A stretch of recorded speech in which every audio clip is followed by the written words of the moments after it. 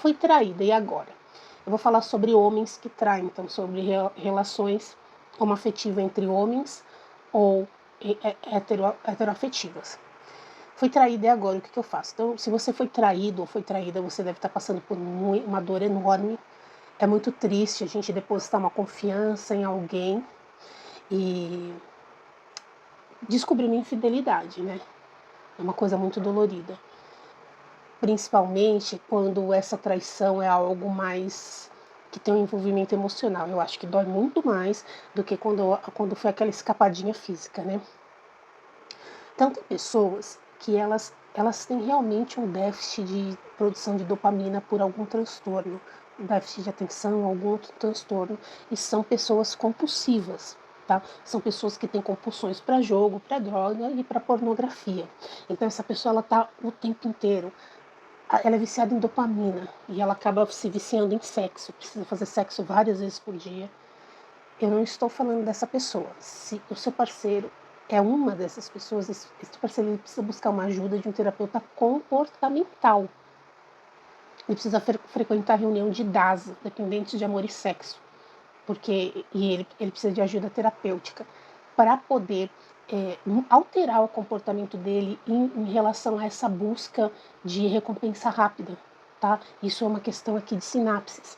Ele busca recompensa rápida através de sexo.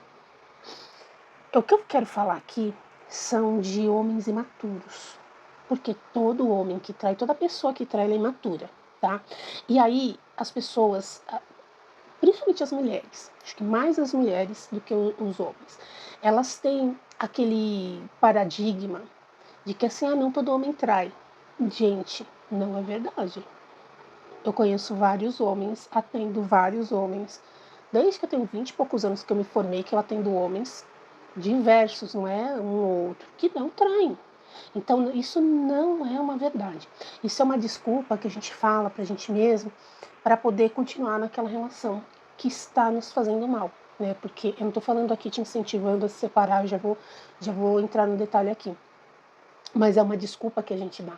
Porque assim, quando o outro nos trai, principalmente quando não é uma coisa, é uma aventura isolada, só uma aventura sexual, mas quando você percebe que houve um envolvimento afetivo, isso dói muito mais, porque a gente se sente preterida, a nossa autoestima fica um lixo, a gente não se sente mulher o suficiente ou homem o suficiente, mexe com uma série de coisas. Vamos falar da dinâmica da imaturidade no homem.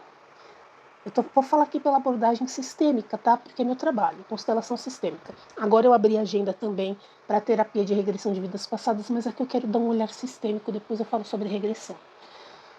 Um homem que trai, ele está ainda preso na esfera da mãe. Esse homem, ele é o filhinho da mamãe. Ele tem uma relação simbiótica com a mãe dele, mesmo que não pareça, tá? Normalmente parece, normalmente é bem. Tem até uma foto que virou meme, uma foto de casamento que tá o marido de mão com a noiva, dando mão com a noiva e do outro lado a mãe na foto.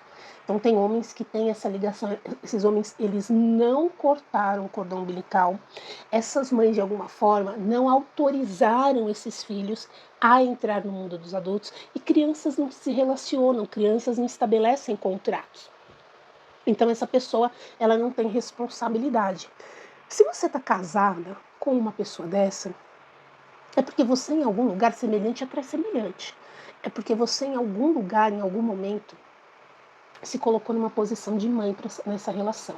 Talvez você seja muito autoritária, você tenha tomado as rédeas, o comando da casa, da família, e esse homem foi se sentindo cada vez mais diminuído, cada vez mais impotente, cada vez não podendo fazer a função dele, a função de macho provedor, de macho alfa, de pai. Muitas mulheres fazem isso sem perceber, muitas mulheres são absolutamente autoritárias na governança da casa e na criação dos filhos. Então, ela que dita todas as regras da casa, como tudo vai funcionar, como os filhos vão funcionar, e o homem acaba ficando muito diminuído. A mulher, ela começa a ficar maior que o homem começa a ficar pequeno. Tá? Quem é maior que a gente? Os nossos pais. E aí esse homem acaba se tornando um dependente de alguma forma. ou um imaturo. Então, muitas vezes, é aquele homem que, sabe, trabalha, mas o dinheiro dele não é suficiente, ou o dinheiro dele não chega direito em casa, ele acaba gastando dinheiro na rua. Eu já ouvi frases do tipo: meu marido é encostado, meu marido é um menino, meu marido não tem responsabilidade com dinheiro, se não fosse eu para segurar a onda aqui, as crianças não teriam nem escola particular, coisas assim. Então, quando a gente vai olhar para a vida desse cara, esse cara ele está casado com a mãe dele. Acontece que quem vem para a constelação é a mulher. O homem não vem, é difícil o homem buscar ajuda. Quando vem é porque a mulher mandou. E assim, gente, funciona tão mal quando uma mulher manda o homem fazer constelação, ele vem só para agradar, ele não quer. Quando a pessoa vem constelar sem ela querer, ela não toma constelação, ela não aceita a constelação, ela vai achar que a constelação não é para ela, não funcionou. A pessoa tem que vir de barreiras muito baixadas, muito derretida para técnica, muito, muito entregue. Não é o caso de homens que vêm quando a mulher obriga, tá? Então, assim, reveja como você está se posicionando. Eu não estou culpando você porque o seu marido te traiu, porque se ele te traiu, ele não tem caráter, tá? As pessoas que traem, elas não têm caráter, elas não têm empatia pelos outros. Então, eu não tô aqui passando a mão na cabeça de ninguém. Eu só tô mostrando para você que você tem um comportamento que tá atraindo esse tipo de homem para você. Agora, vamos lá. Você quer ficar nesse casamento? Não, ele é o homem que eu amo. Não perdoe. Por que não perdoar? Porque quando você perdoa, primeiro, quando um homem chega para uma mulher e conta que ele atraiu, ele só tá querendo tirar a culpa do colo dele e jogar na culpa do outro. Então, assim, já é uma atitude egoísta ele contar. Ah, mas ele foi honesto. Não, ele não contou o quê? Ele não contou porque ele foi honesto. Não contou porque ele contou porque a culpa estava pesada demais para ele carregar sozinho. Então, assim, já tá sem filho da mãe, né? De fazer isso. Então, assim, quando você perdoa, você assume a culpa do outro. A culpa é dele. Aquilo se tornou o destino dele, o que ele fez. E ele vai arcar com as consequências daquilo que ele plantou. Só que se você precisa levar a sua relação, se você quer levar a sua relação adiante, você não pode carregar isso como um problema, porque senão isso vai sempre voltar e vai sempre ser jogado na cara. Isso vai estragar muito a sua relação. Então você precisa pedir uma compensação. Ele precisa pagar. Quando a gente erra, a gente precisa pagar a conta. É sempre a história do cheque do vaso chinês. Quebrou o vaso chinês? Ok, tá perdoado que você quebrou o vaso chinês, mas deixa o cheque. Em tudo na vida é assim. Sempre, inclusive a gente, quando a gente erra, não importa o erro que você cometeu, a gente tem que honrar quem a gente prejudicou. A gente tem que pagar a conta, entende? Então, veja que coisa que você quer que ele faça para você, que ele não faz, algum sacrifício que você acha que vai ficar equilibrado. Por quê? Porque um homem e uma mulher, eles têm que ser do mesmo tamanho. Então, quando o homem trai, às vezes ele está se sentindo diminuído nessa relação, porque a mulher está muito autoritária. Às vezes ele está casado com a mãe. Às vezes ele está se sentindo maior que a mulher. Então, a relação precisa ser equilibrada. O que você tem que ver? Que você tem 50% de responsabilidade sobre tudo que acontece no seu relacionamento e que vocês são pessoas iguais. Vocês erram igualmente, vocês acertam, vocês são iguais. Vocês se escolheram. E como você vai fazer para equiparar isso? Então, por exemplo, eu quero fazer uma viagem para a Europa e ele não quer ir. Então você converse com ele e coloque isso como uma compensação, sabendo que você vai zerar esse assunto, que você não vai levar isso adiante, porque senão isso vai virar uma dor para você, isso vai acabar com a sua autoestima e isso vai levar a sua relação para o fracasso. Tá? A gente precisa zerar as contas. Então, essa é uma das maneiras de se restabelecer uma relação quando o nosso parceiro traiu. E aí serve para a mulher ou para o homem, tá? Mas eu quis falar do homem porque eu quis falar sobre essa relação simbiótica que alguns homens têm com suas mães, porque elas não os autorizaram a sair da esfera doméstica. Elas continuam achando que eles pertencem à esfera delas e criando elas. Pode ver, tem homem que liga todo dia para a mãe. Você percebe? Tem uns que você não percebe, mas tem uns que vocês percebem. Liga todo dia, no dia dos namorados dá flor para a mãe. Agora eu vou falar sobre vidas passadas, saindo do sistêmico, porque a gente precisa olhar quando a gente tem um dedo podre, para escolher determinadas pessoas com determinados traços de caráter? Que traços de caráter nós temos que está atraindo aquele tipo de pessoa? Por qual motivo eu escolho alguém que não me trata como prioridade, me trata como opção? O que tem no meu caráter? E aí sim a gente pode buscar uma ajuda com a técnica da terapia de regressão. Lembrando que na minha terapia a gente nunca vai fazer uma analogia de saber se o seu marido for, eu vou voltar para uma vida para saber o que eu tenho que resgatar com o meu marido atual nessa vida, o que eu tenho que resgatar com o meu ex nessa vida. A gente não faz essa analogia. A analogia das pessoas que a gente está vivendo atualmente com a vida atual.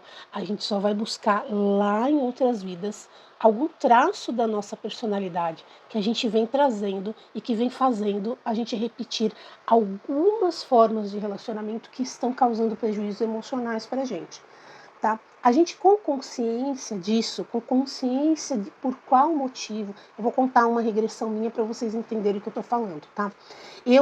Quando eu era mais jovem, quando eu tinha uns 30 e poucos anos, que foi quando eu fiz o meu curso de regressão, quando eu estava fazendo o curso, eu entrei no relacionamento. Assim, fazendo o curso, entrei no relacionamento. E por um acaso, meu professor me pegou de cobaia lá para fazer uma regressão. Então eu fiz várias, mas esse dia foi muito legal. Então eu vou contar para vocês. Eu estava 20 dias no relacionamento e eu falei pro meu professor, eu falei assim, eu tô há 20 dias no relacionamento e eu já estou desesperada com medo que ele vá embora, com medo de perdê-lo.